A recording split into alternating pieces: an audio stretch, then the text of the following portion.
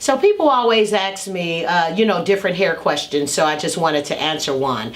And one of the questions was, can you identify real hair from the labels on the hair in the beauty supply? The question is, no. Of course, the beauty supplies will tell us anything.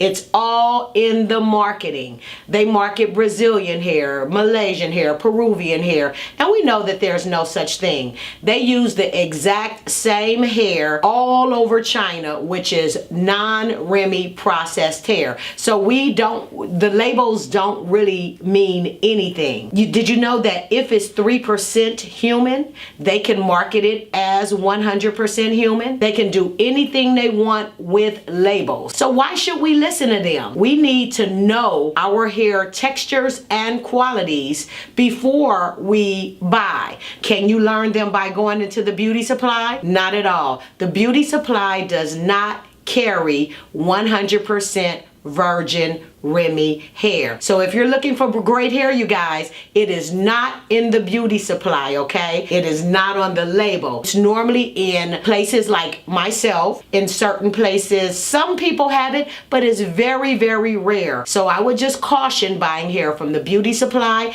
and I would caution buying hair from people who charge $75 for virgin Remy hair.